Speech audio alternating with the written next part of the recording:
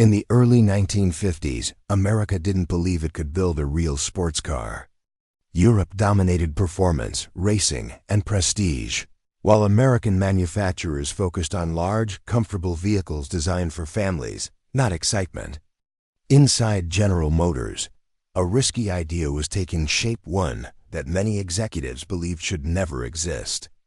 If they had succeeded in stopping it, the Corvette would have died before it was born, and American car culture would look very different today. That the Chevrolet Corvette is not iconic by accident. It survived because a small group of people inside GM refused to accept that America had to follow Europe's lead. This story is not about horsepower numbers or technical specifications. It is about risk, resistance, and persistence. Episode 1 is about the gamble that nearly failed, and how that gamble laid the foundation for America's most loved sports car. After World War II, the American auto industry was booming. Cars were bigger, smoother, and built for comfort. Sports cars were seen as impractical toys with little place in everyday life. But thousands of American soldiers had returned home after experiencing lightweight European roadsters overseas. They had felt what driving could be, and that experience planted a seed. There was a gap in the market, but no one in Detroit wanted to fill it. One man inside General Motors did. Harley Earl, GM's legendary head of design, believed cars should spark emotion, not just serve function. He envisioned a two-seat American sports car that looked bold and felt exciting. Something lightweight. Something different. In 1953, GM revealed this vision to the public at the Motorama Auto Show. The Corvette shocked audiences with its fiberglass body, sleek proportions, and European-inspired design. People were fascinated. But fascination did not guarantee success. The first Corvette had a serious problem. Despite its aggressive looks, it lacked performance. The engine was underpowered, and the automatic transmission dulled the driving experience. Automotive critics noticed immediately, and sales reflected the disappointment. Inside GM, the Corvette was labeled a failure. Executives questioned whether the project should be canceled entirely.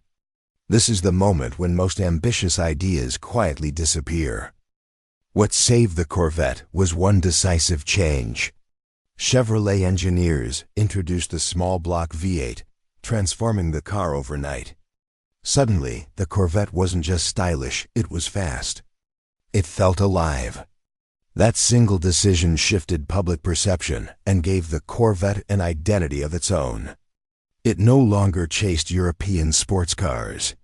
It challenged them. By the late 1950s, the Corvette had become more than a car.